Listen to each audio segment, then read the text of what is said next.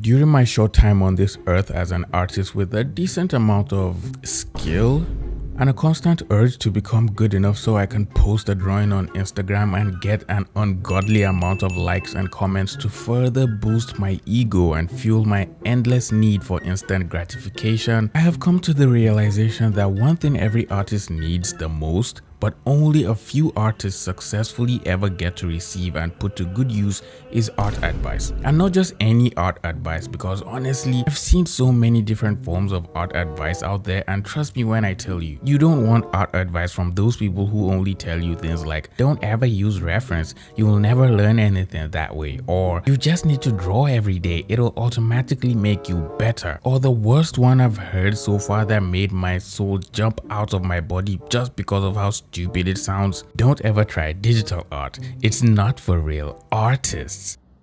Man, what the is you talking about? God, I hate those people. So as a self-appointed connoisseur of the fine arts and lover of positive encouragement for young artists, let me enlighten you to what art advice is and what type of art advice will make or break your back. What do you mean by that? Art advice can be briefly explained as any piece of advice, tip, or suggestion that could hypothetically make your art better, improve your technique, or teach you new ways to approach the fun side of art or the boring business side of art, which probably more than half of you watching this video right now are bad at, including me making the video. Art advice can be split in two parts: good art advice that can make you better, and bad art advice that just doesn't make sense when you think about it literally, philosophically, metaphorically, or rhetorically, or poetically, or theoretically. And once you just hear art advice like this, or this, you just know it's bad. If you use a reference, you'll be limiting yourself because your imagination will be stunted.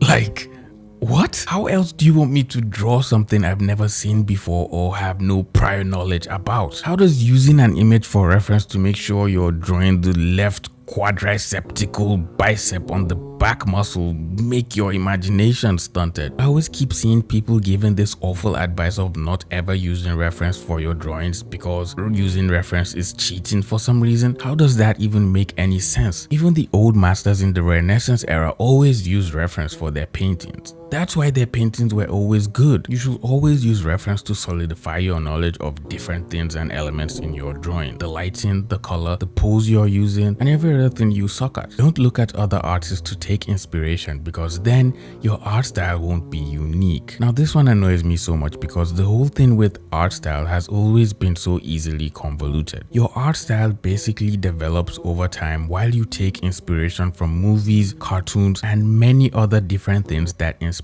you, including other artists. The whole process happens subconsciously and is an interesting journey for everyone because we all have different things that we like and inspires us, which makes us unique. So even if you see 10 different artists that draw and paint pieces like Sam does arts, each of them still have something that make them all unique from one another. So they might all just look similar, but they're still kind of different if you look at it closely. And the most common one of all, which almost everyone who gives bad advice always falls back to when asked anything about art, the good old draw every day, without giving any context or explanation by what they mean by draw every day. Like, okay, what am I supposed to draw every day? A door? A horse? Noodles? Your mom? Like, I get it. You're really trying to help. But at least just give me some context or tell me what I should be drawing. I could literally start drawing circles for 10 days, and on the 10th day, maybe I might be slightly better at drawing circles, but I'm still going to suck at drawing faces because drawing is such a broad topic, and learning how to draw professionally or even as a hobby requires some form of structure that is designed to specifically focus on what you need to improve on as an artist individually. Watch this video to learn more on that. I'm sure we have all heard some form of bad advice at some point in our journey, and it just so happens it has basically become something you just can't escape from. So leave a comment with the worst art advice you have heard so far, and I'm talking about the worst. What will happen if you try to learn how to draw on WikiHow? The first tutorial we're going to look at is this one that says how to draw, and it has over 2 million views with a 4-star rating. So it's definitely going to be impactful. Learning how to draw can seem daunting, especially when you look at masterpieces by your favorite artists. However, it's important to keep in mind that even the great masters started as beginners. Okay, some early motivation to keep us inspired and ready to become the next Bob Ross with the blink of an eye. I'm already pretty excited and ready to start drawing and painting figures like Sam does arts. Let's see what the next step is. Lines?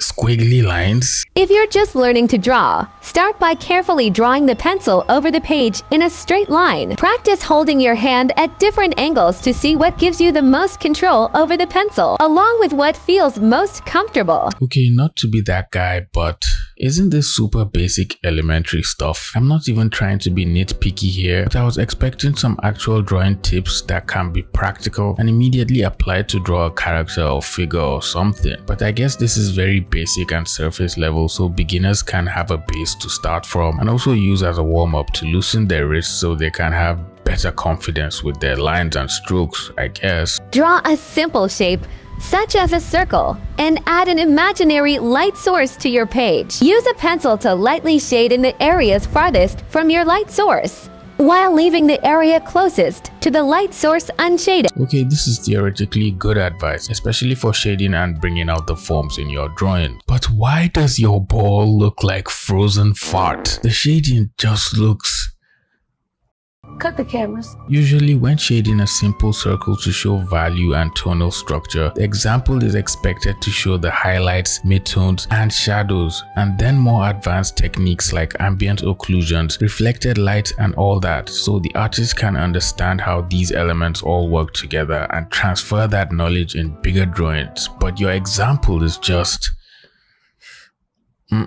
Maybe it's just the way they did the shading by smoothing out everything to the point where you can't tell what is what, even when there's multiple other ways you can shade and still show the tonal values without making your drawing look muddy. And the next step literally does the same thing, keeping the value structure basic and just emphasizing on using a cast shadow to make your drawing feel grounded in reality. When in reality, making a realistic drawing requires a deep understanding of how lighting and forms work together, and how to convey texture and materials by simplifying details and knowing how to direct the eye in an image to areas where the viewer should focus. This is already turning out to be a pretty great tutorial if you want to get good at making basic surface level drawings, which I'm sure 90% of you are not trying to learn. Next, they go into breaking down an object into shapes, which I'll have to give them credit is actually really good advice, since it's easier to establish the general shapes and planes of an object before breaking them down into smaller shapes for your drawing, which is pretty much the way I draw. But then they talk about this where they say pick an object to draw and follow the outlines of the image with your eye while drawing them at the same time,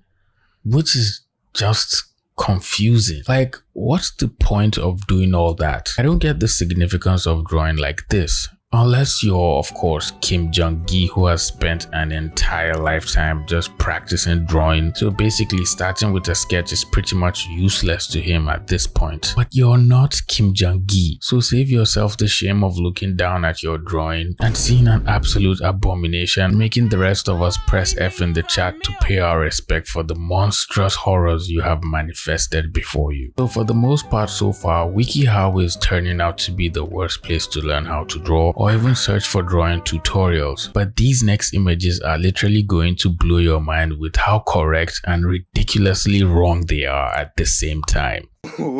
Wait till you see the... No, no, no, no.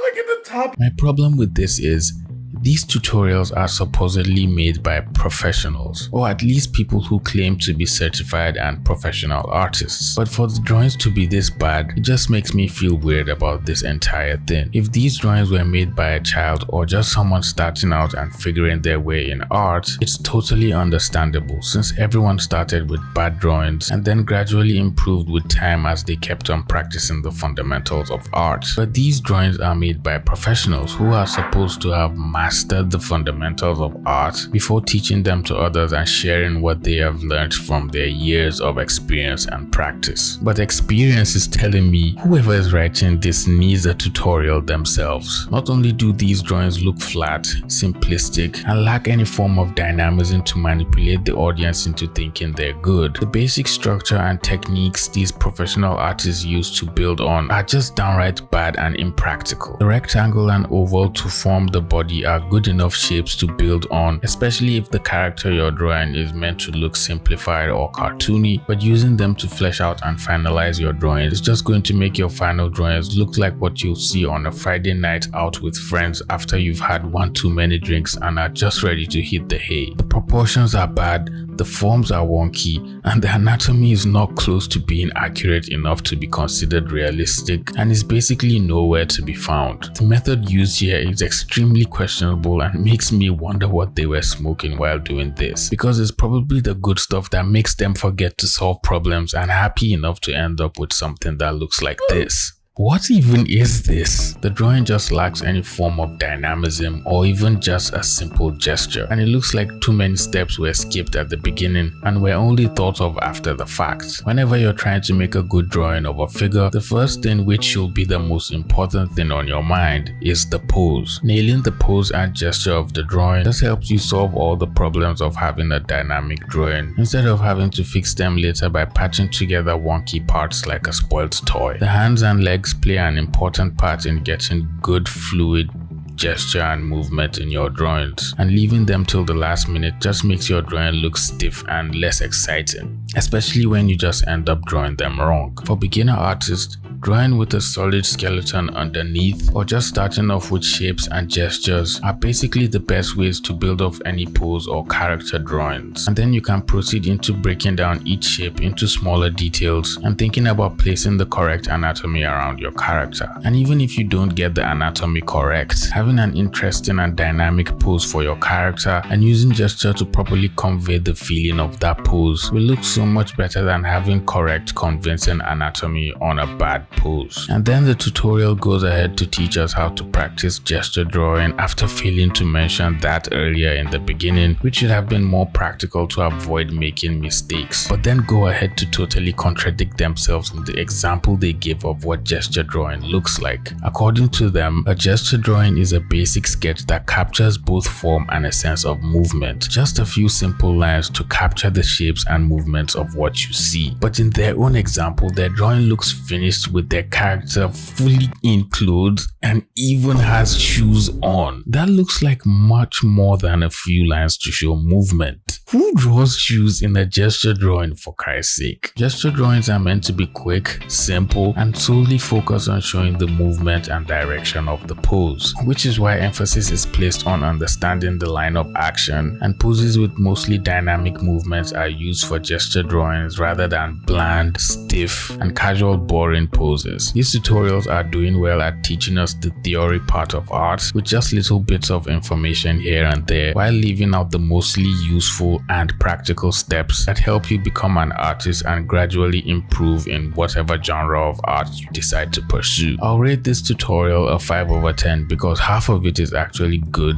useful information, but the presentation and poorly drawn examples with some of the steps missing are just misleading and left for the viewer to ponder on, like the return of their dad.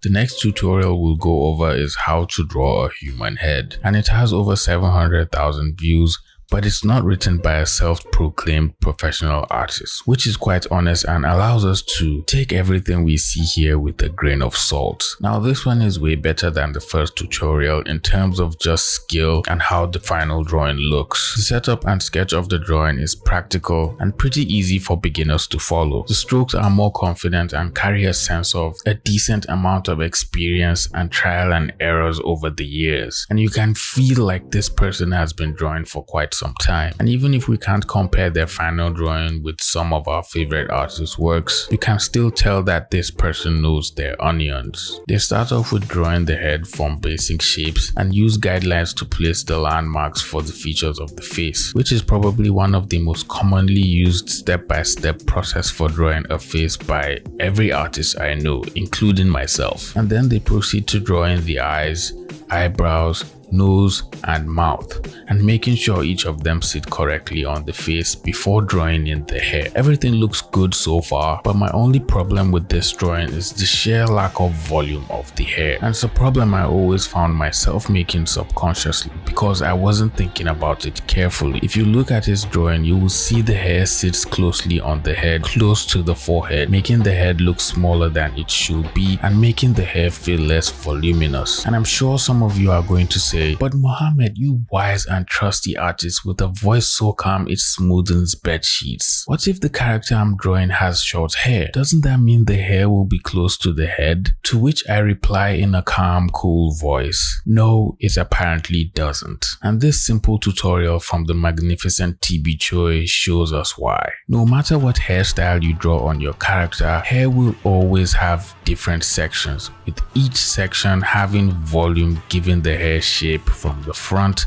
side, and back. And thinking about these sections when sketching or drawing your character, and then carefully drawing the hair above the head of the character, helps to convey a much more convincing hairstyle on the character, and also proves your character is not a blockhead with an empty brain, like how I feel every morning after posting a YouTube video. The rest of the tutorial is pretty much the same, going through the motions of drawing a profile of the head, and my only comment here will be how the nose, mouth, and chin are all sitting on the same line straight down, but in traditional drawing tutorials, they always slant diagonally from the nose to the chin. But I'm guessing it may differ for some people since there's over 1 billion people in the world, with each person having unique facial features that each sits totally different from the next person. So finding someone that actually looks like this shouldn't be that hard or impossible. I think my final judgment on WikiHow is don't go looking for water in the desert in the middle of summer. Even if miracles exist,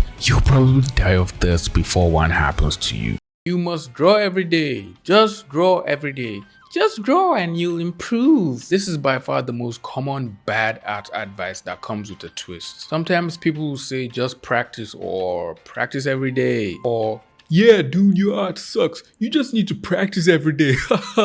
Practice what? For beginners, just draw every day is terrible advice because it will keep you in the same spot for months and years, especially if you don't have any direction or structure to what you're actually drawing. Most times, people that give this advice don't know how to explain to complete beginners, or they just forget that sometimes people might just have interest in art and don't know how to go about starting a drawing or actually learning how to draw. Drawing is a skill, and just like every other skill, there should be principles guiding you on improving those skills. When people say draw every day or just draw, they don't follow up and tell you exactly what to draw or how to go about drawing it. You can spend your entire day drawing and going around in circles, but at the end of the month you just find that you just got good at doing nothing. Precisely. Going about drawing aimlessly every day doesn't help you improve in any way. The only way you can improve is by going back and studying the fundamentals of art and repeating those for a series of weeks with dedicated time assigned to each fundamental. Of course, you can still draw every day while you're at it, but you'll find yourself getting tired and losing motivation to draw if you're not taking breaks and refueling your brain and taking in new inspiration. You need to rest and take breaks. You really don't have to go hard and grind it out all the time. Stop using reference. You'll never be able to learn art.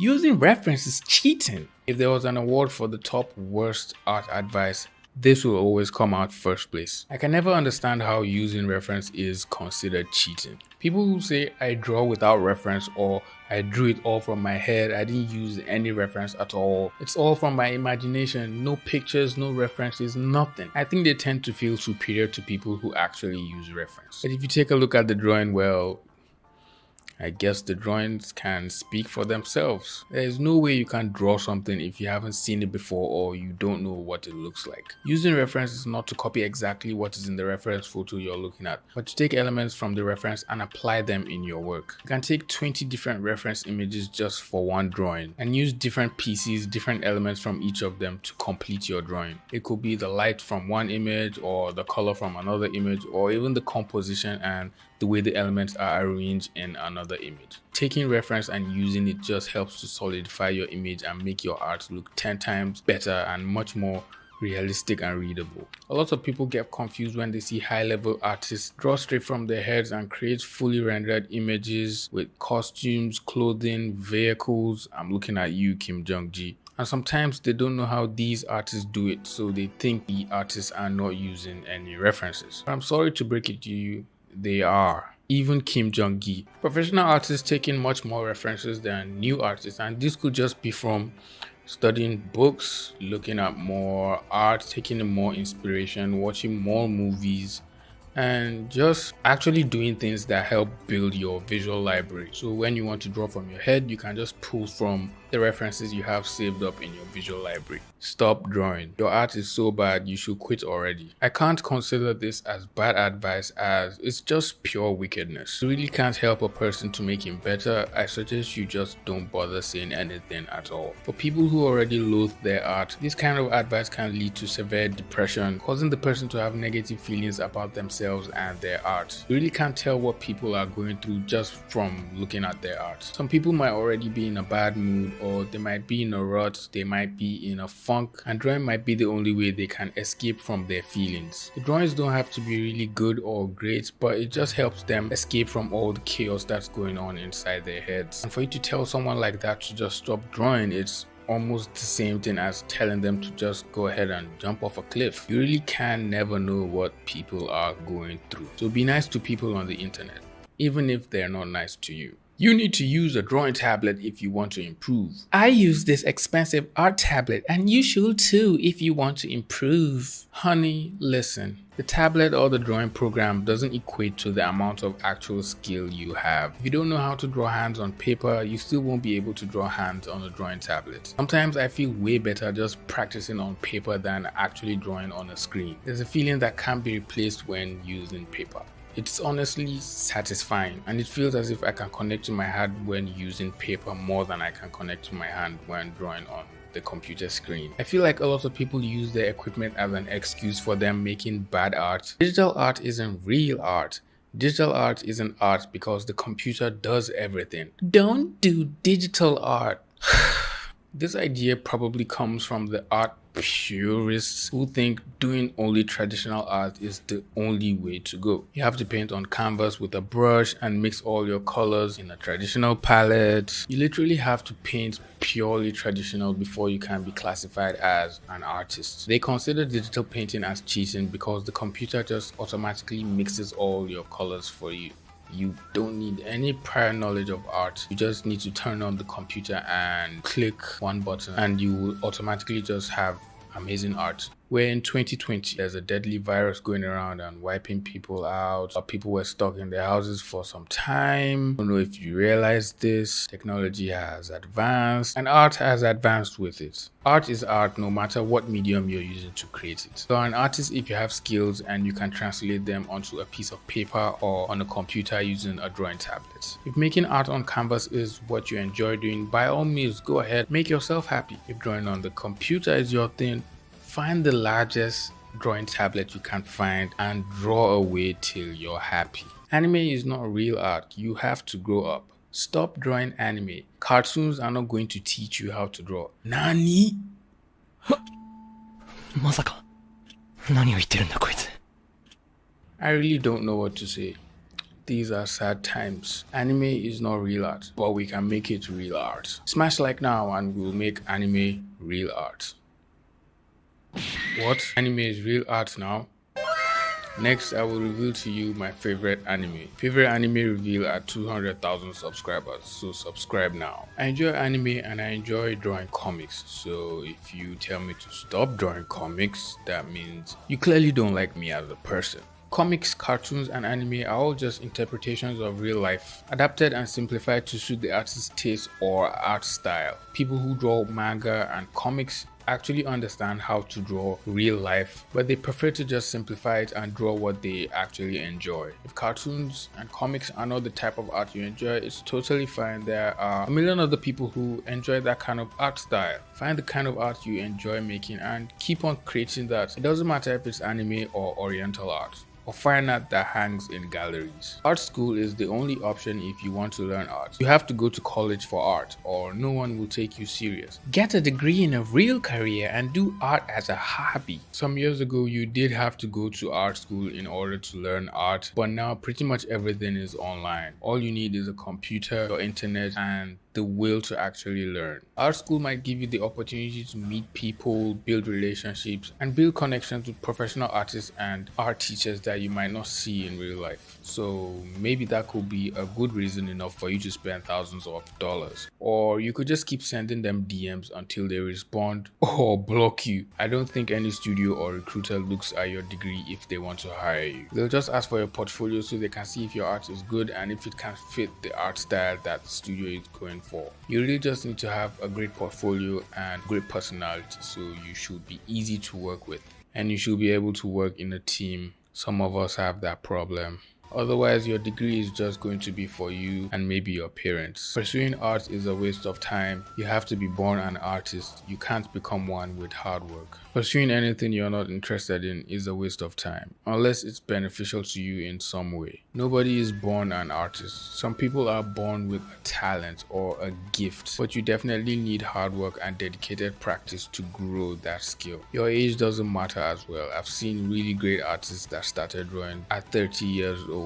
So if you start drawing at a young age, that's great. It doesn't mean older people can't just start drawing and become better than you. If you just dedicate a few months to practicing and learning the fundamentals of art, you can immediately start improving faster than usual. You should be original and stop copying other artists. Don't look at other artists to take inspiration because your art style won't be unique. Never ever try drawing in a different art style. The problem of art styles has been so common and is still happening right now. I don't have any problem copying other artists or learning from other artists or art styles. I have seen professional artists that have copied other artists and adapted it and transformed it and made it into their own art style. You can literally learn from any artist you admire and any art style you like, but as you keep on advancing, it will be wise for you to look at other artists so you can take in much more inspirations and have a vast variety and library of artists that inspire you, aka steal from as many artists as possible. If you become an artist, you will be broke. Art will not give you bread to eat. Don't pursue art at all. It's stupid and it won't help you get anywhere. That